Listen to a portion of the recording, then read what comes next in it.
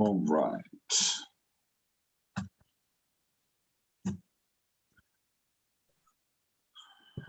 All right. Give me just one moment. Pull some things up. We will get started, and I want to let it get out there for people who are anxiously waiting for us to get started.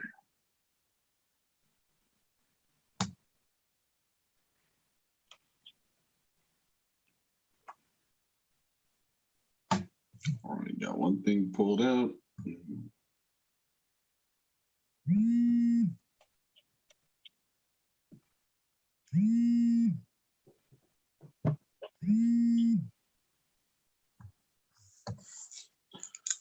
Let's see.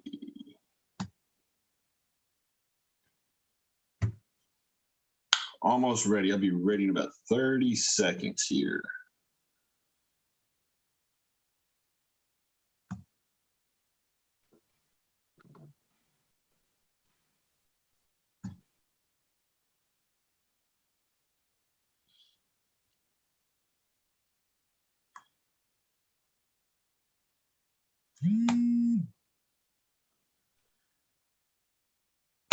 All right, let's go ahead and get started. First and foremost, we're sorry for the late start tonight. We've had a couple of things to overcome here right quick, but we are here now and we're live. And we're also going to do it a little bit different. I got a special guest, one of our super volunteers. Milton is with us. Thank you for joining us, Milton. How are you doing tonight? Doing great. Glad to be here. Good. Glad to have you and glad for you to step in and help us out with this. Tonight, what we want to talk about is going to be investing in foreclosures or pre-foreclosures. You know, really the ultimate goal, if you're working the pre-foreclosures, which is a good source of motivated seller leads, and it's also it can be relatively inexpensive. You know, when you compare it to running Google ads or sending 10,000.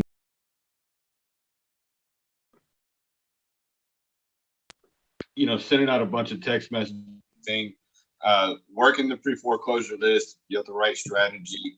It can be, one of the best, ROIs as far as leads and deals are concerned. Absolutely. You've got several options. Couple of options when you're looking into buying the pre-foreclosures, and there's one of them that allows you to buy the property with the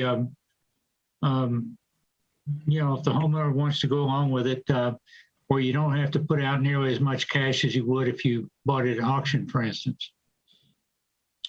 Yeah, and that strategy is buying subject to the existing mortgage. A lot of times, you'll hear investors or wholesalers, they'll say sub 2.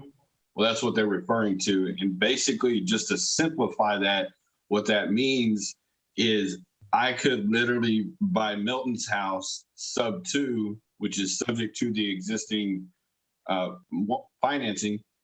And what's going to happen is, and this is just a simple overview because there is other paperwork, but basically what's going to happen is Milton's going to deed the house to me, but the mortgage is still going to be in his name or whatever name it's in currently, and then I'm just going to take over making the payments. But right. Actually, the better part to that is I'm going to get a tenant to move into that house to actually make the payments, and then I'll get the cash flow on top of that. And that's one of the reasons, because I could make a deal with Milton to where I can either give him no money, I can give him extra time in the house. There's just a bunch of different ways to structure the deal versus, and it allows me to pay more versus having to come out of pocket, say $180,000 or $250,000. If that is ultimately the price that I end up paying, I'm just paying that over time versus having to pay it all out of pocket at one time. Right. And the first thing is, it's often done in pre-foreclosures when you're buying a pre-foreclosure to help the homeowner avoid having a foreclosure on his credit, which is really, really damaging. By the time they get to the foreclosure process, they've got some late payments, but that's not that doesn't have nearly the impact on your credit as a foreclosure does. But even if you can still buy a property subject to, even if the homeowner is not in foreclosure. If the homeowner needs to sell the house and he's got a mortgage, and even if the mortgage is up to date, you can still buy it from him subject to, and give him some money for his equity or take care of relocation cost or whatever the situation might be.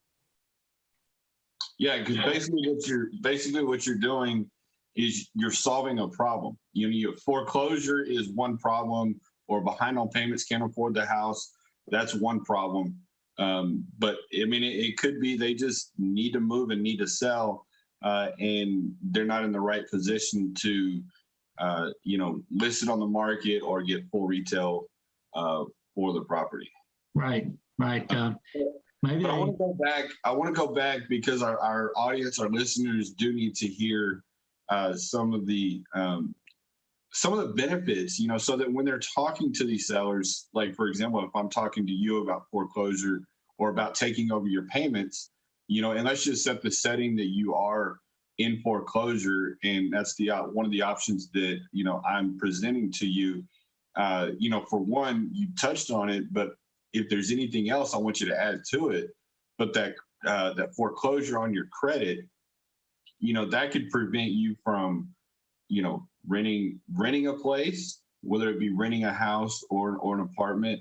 It could prevent you from buying a car. I mean, anything that involves your credit, it could, prevent you from doing that in the future.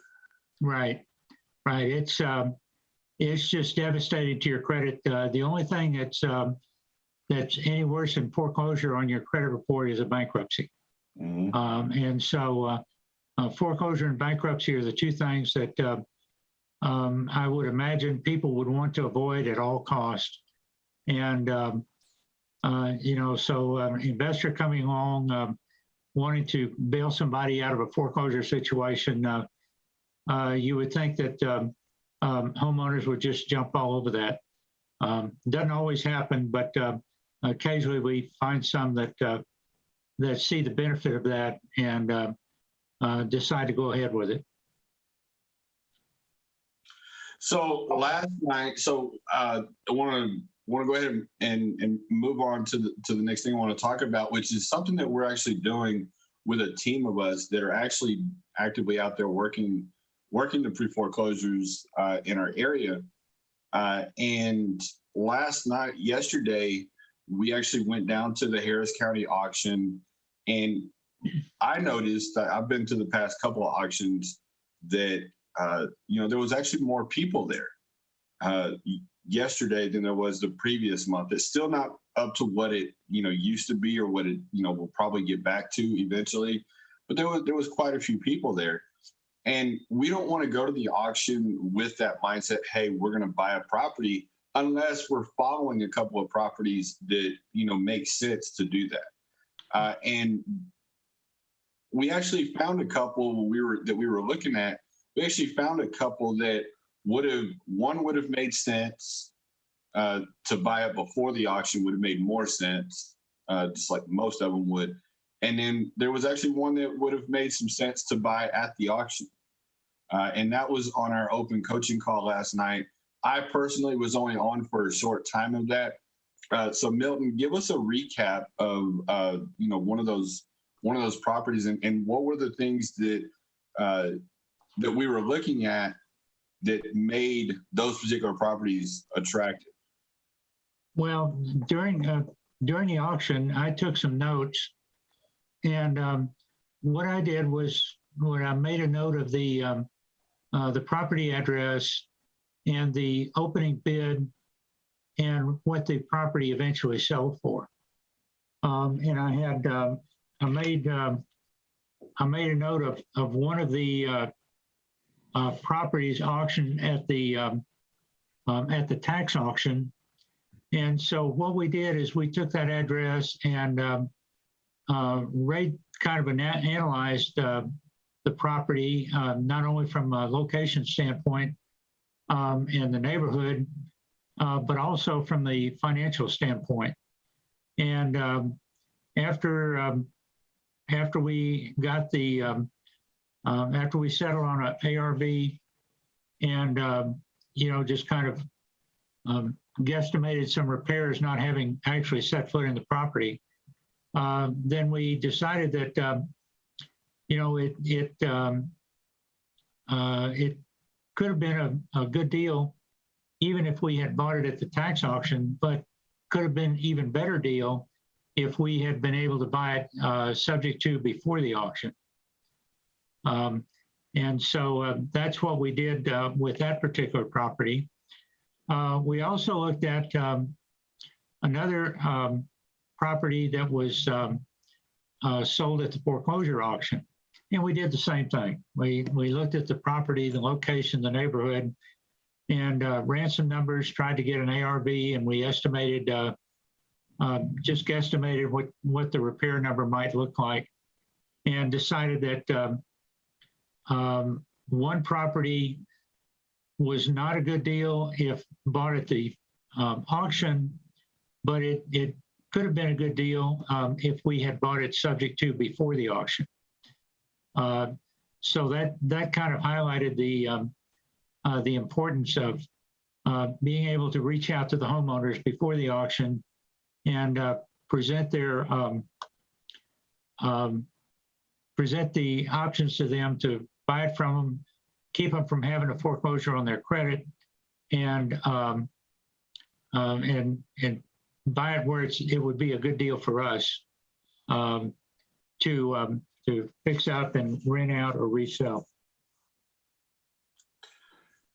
So what were a couple of things that we do have a question I want to get to here in just a minute, but one of the things that I thought was really interesting last night was Ray had pulled up one of the addresses that you're referring to, and just the different things that he would do. Like, he would Google, look at the satellite from above. He would walk this, drive the street on Google and everything like that. But it was really cool how he was able to look at the aerial view of it, and he made his predictions, and he picked out a couple of different properties on the map, and he's like, I bet this is new construction. And then sure enough, he would put the little man in the street, and it would show the street view of it, and sure enough, it was new construction. What was one of the things that either on the call or at the auction yesterday, what was one of the things that stuck out to you that the audience would find interesting? Well, the thing that I think a lot of maybe newer investors don't take into account is the area where the subject property is located. He was doing an aerial view of the entire area, and noticed that outside the boundaries of that subdivision, it was pretty heavily industrialized. It was a big industrial area. You can see the warehouses and the buildings and the all of the equipment out in the parking lots and all that kind of stuff. So that's one thing that he said you kind of need to take into account when you're determining the ARV or the after repair value of the property. And the other thing was that he was able to see some stuff from the aerial view. Some of the roof lines of a few of the properties, he said, this wasn't, this particular kind of roof wasn't built back in the 1970s or whatever time that subdivision, most of the properties were built in that subdivision. And that's when he went to the street view and determined that, yes, that was in fact a new build on a property. And so that's going to have some effect on whether you can use that for a comp on the subject property or not. Yeah, that is very, very true. You want to make sure that that is very key when you're looking at the properties. If there's a subdivision that has a couple of new construction properties in it, those are not your comps. If your subject property was built in the 60s or 70s or 80s, and then you have another property that was built in 2002, that's not going to make a comp. Even if it's comparable in square footage, bedrooms and bathrooms, that's not going to be a comp because of the year built. It's totally different. Right. So what do you guys think so far? We do have a couple of comments that, this is good, this is great. Hit the like button, hit the share button. We're almost halfway through, and we're continuing to talk about foreclosures. If you want to know more about how to get started investing in foreclosures or pre-foreclosures, drop a comment and let us know. Show me foreclosures. Leave that.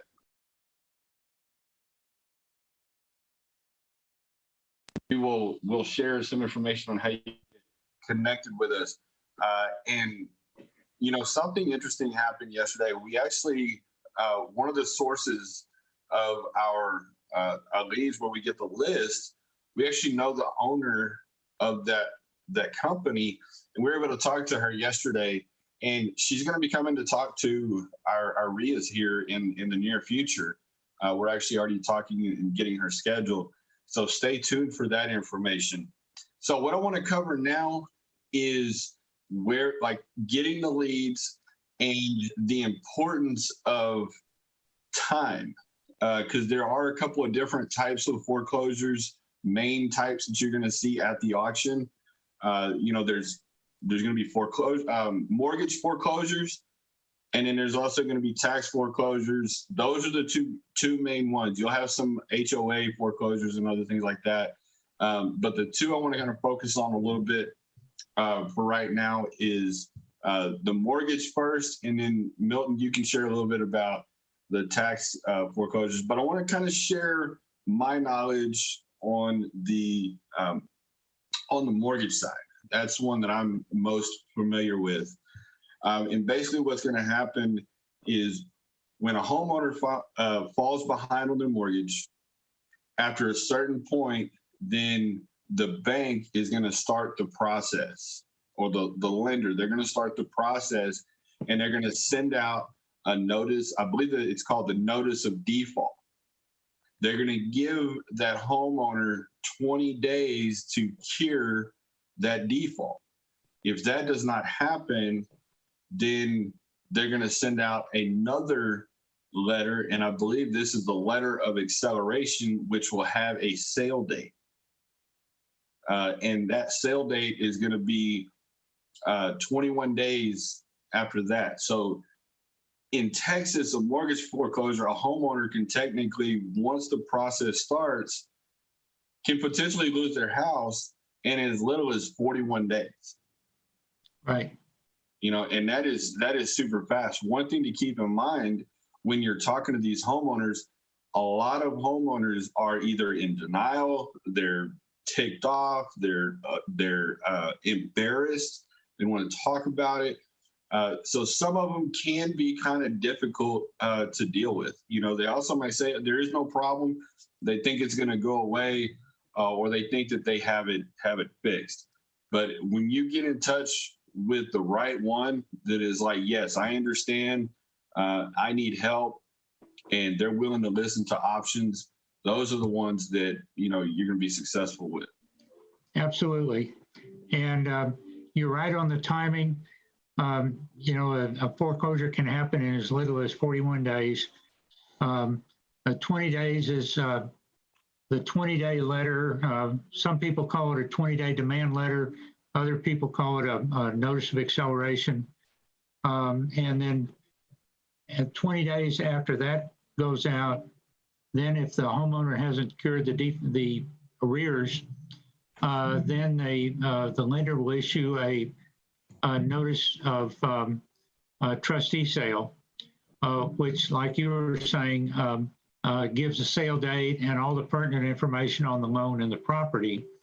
And that has to be posted in a public notice at least 21 days before the auction.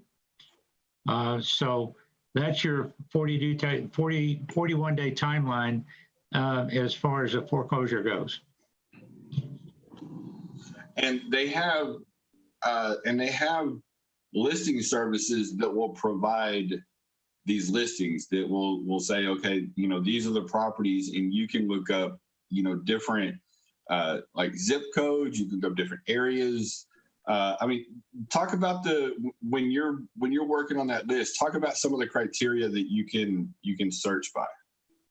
Right. Well, there's listing services that will not only list the address of the property and the owner's name and the information like that, but they'll also do a financial analysis of the property. Now, Texas being a non-disclosure state, what they have to do is they have to make educated guesses as far as how much is still owed on the loan, how far the homeowner is behind in their payments, and what they think the opening bid might be at the auction. And so they, in addition to the, just the basic information about the property and homeowner, they do the financial analysis to help the investor determine if that might be a good investment to pursue.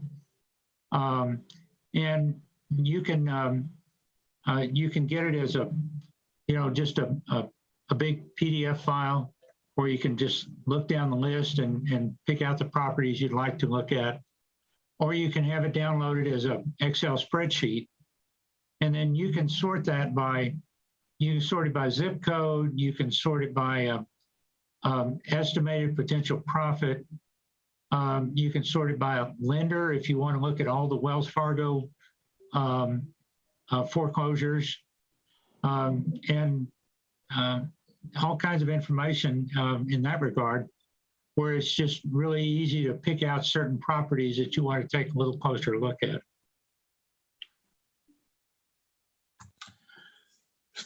So yeah, that's so you could literally break that down and really customize it to the way you want to look at it, because one of the things that we have noticed, even just in this short time of us working together on this stuff, I look at things one way and you look at things, from, a different way.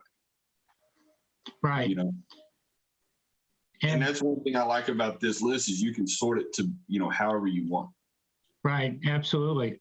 And you kind of touched on one thing, more than one of us looking at the list, but it's been, that to me is not necessarily a problem or a disadvantage, because say you and I have separately decided on the same property to try to buy. Well, if I go send the homeowner a text message or an email or try to call him on the phone, maybe he doesn't like my approach, or maybe he doesn't like the way I present it. But if you happen to call him, then he may like your presentation better. He may like the way that you talk about all of the options and so forth better than when he talked to me. So between the two of us, at least one of us might be able to help this guy out. Keep him out of foreclosure, keep a foreclosure off his credit, and be able to help him get a fresh start, so to speak, in a new property.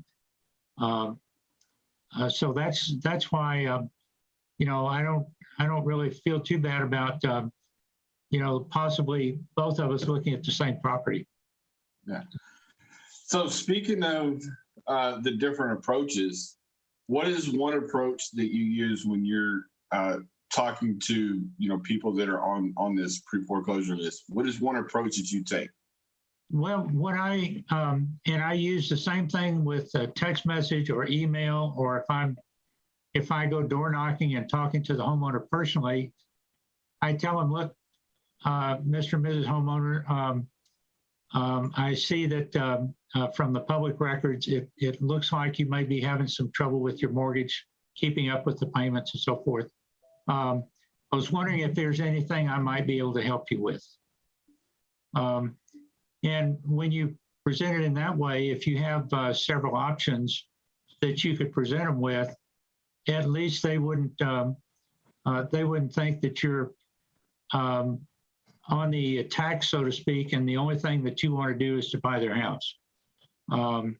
Or some people think that, you know, investors, we've got a bad name by some people, and oh, we're going to steal their house and you know, put them out on the street and all that kind of stuff. Well, that's actually the last thing we want to do.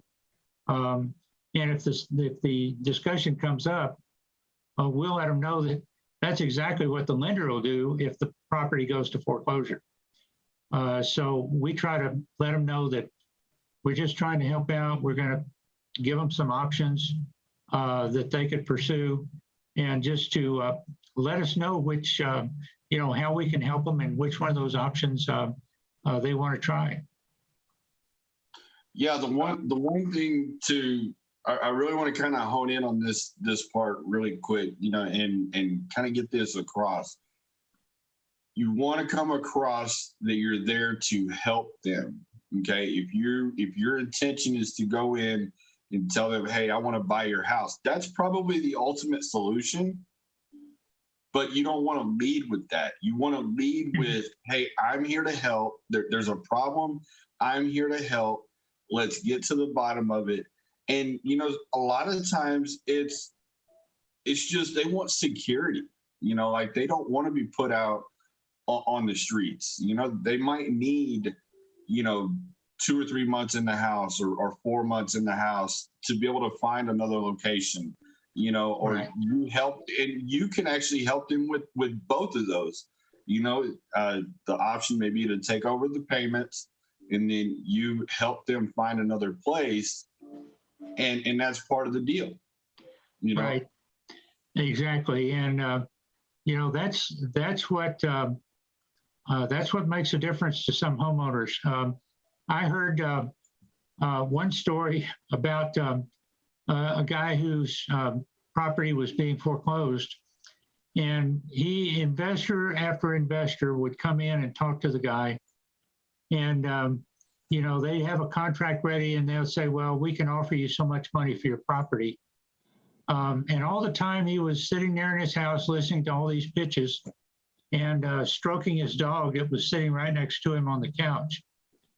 And finally, one investor came in and said, well, you know, if you have to move, what are you going to do with your dog?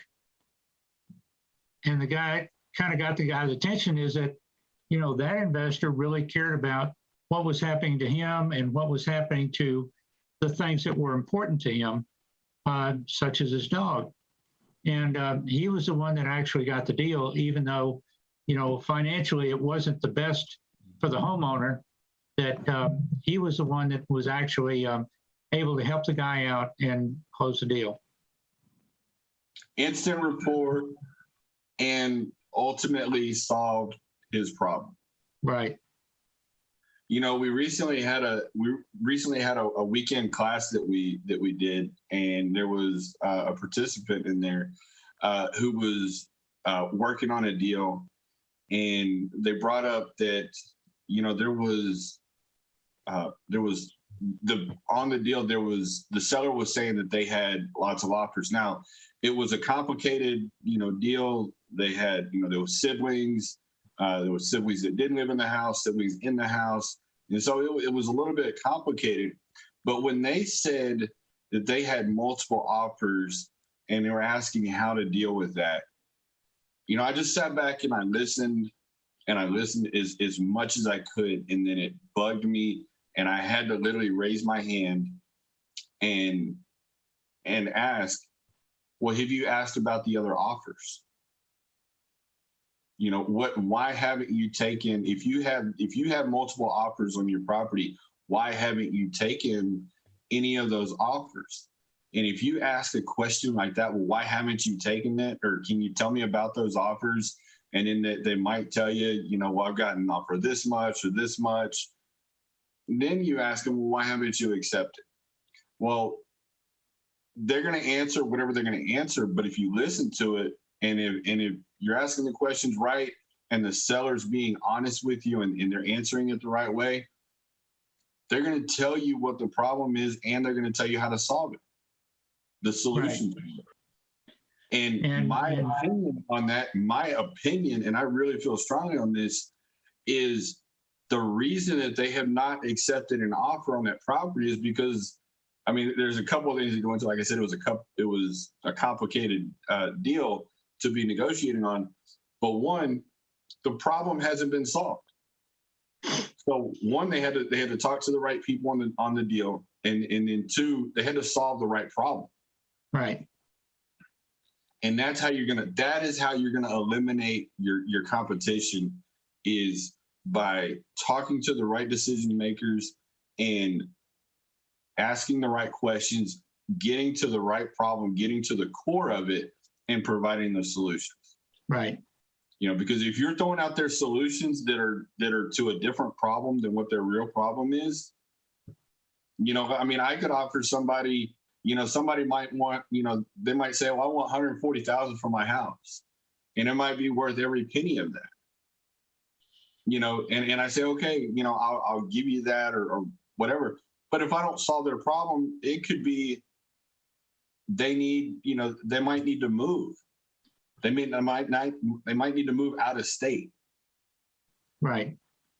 And so I should be able to, it's my job to get to the bottom of their problem and come up with the right solution for the right problem. Right. And it could be that, and I think this is the case with a number of the homeowners in foreclosure, is that they don't know where to go and they don't know what to do.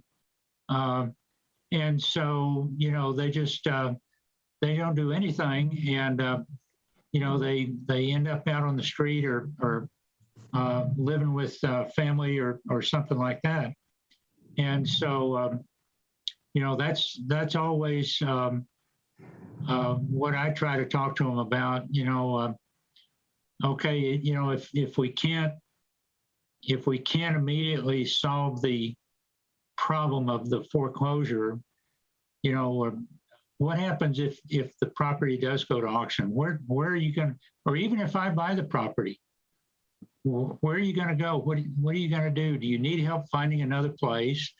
Or do you need help moving? Maybe it's a single mom that's got a house full of furniture, you know, and how is she going to move all that stuff by herself? So she's going to have some help. And so that's some of the stuff that, you know, when we're talking to the homeowners, that we try to get into is, you know, here's a foreclosure. That's the immediate problem, but what else do you need help with? You know, what is your next step? Right. How can we help you with that? Because see, they're not going to get this if their property is sold at the auction. That investor is going to buy their property at the auction, and then they're going to go over there and they're going to deliver, you know, a notice to vacate, and they're going to have a short amount of time, and you know, they're going to do everything they can to force them out of the property. If they work with an investor or somebody that helps people like this on a regular basis, they have more options. You know, I mean, we can allow them, if you structure the deal right. I mean, you can technically let somebody stay in a property an extra 3 or 4 or 5, whatever it takes, to help them get on their feet and into another place. Right.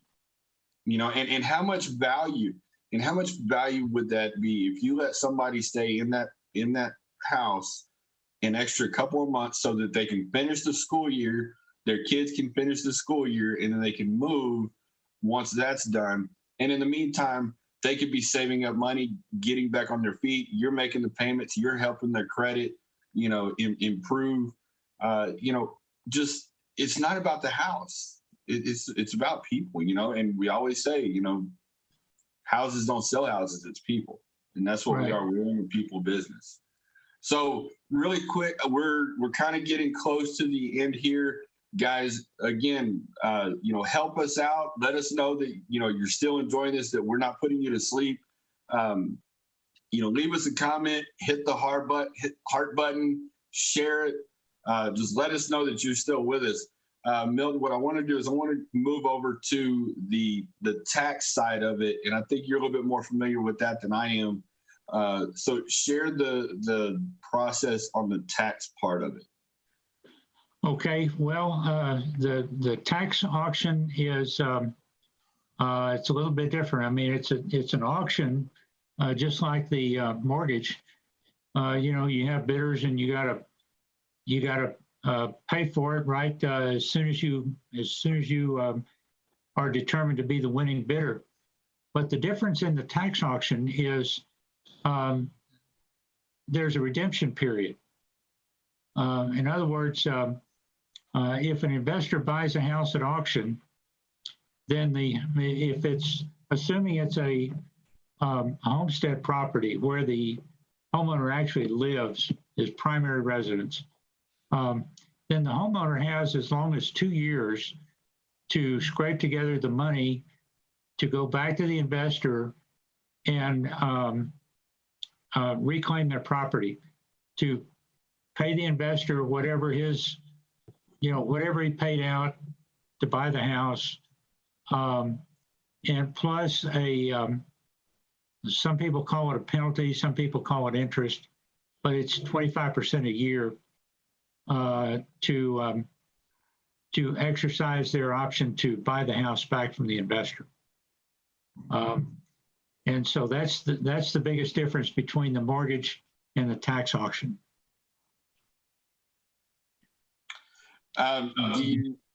So talk about like the liens and everything. So when you're looking at for one, regardless of which type it is, you really got to do your homework and figure out all the liens. Okay. But like on mortgage foreclosure, and correct me if I'm wrong on this, on a mortgage foreclosure, if you buy a property, you buy them, and it's behind on the mortgage, and there's liens, you could get yourself into trouble on that. But what about the taxes? Because that's like the most superior lien there is. Right. Now, if you buy the property at the tax auction, then that's going to eliminate all of the subordinate liens and mortgages.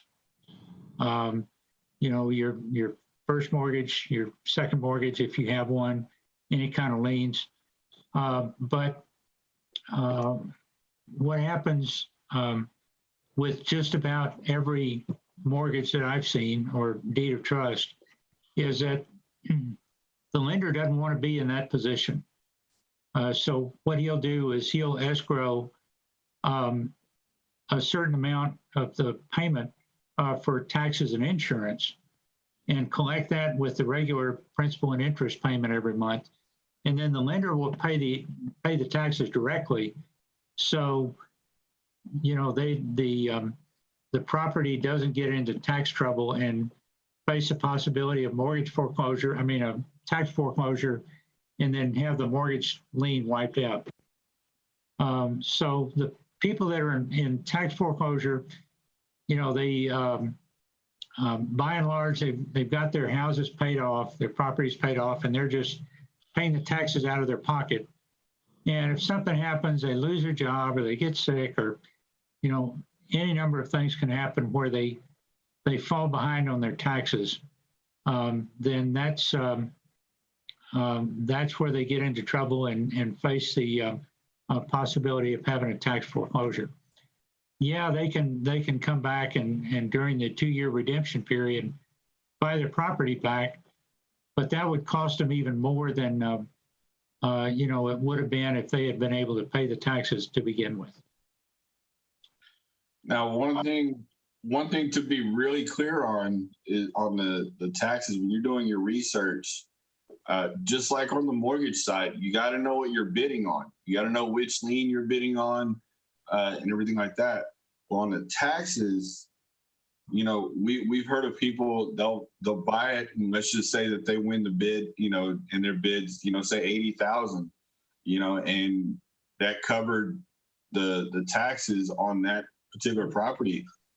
Well, you got to look at it in detail, because there could be additional taxes that are due. For example, today is what, February 2nd, January 31st, or February 1st, yesterday, the property taxes for last year became delinquent. So you got to look at the details of the auction to make sure that you're paying and that you end up current once you buy that property, because you can be responsible for other property taxes after you buy it. Right. The point at which the property is being foreclosed on, you're going to have several months or maybe a year or two until the property goes to auction, in which case taxes will continue to accrue. And so if you buy the property at the tax auction, you still may not be done with taxes. The investor is going to have to pay whatever he paid at the auction, plus any taxes that may have accrued since the judgment. So that's one thing you definitely have to be aware of.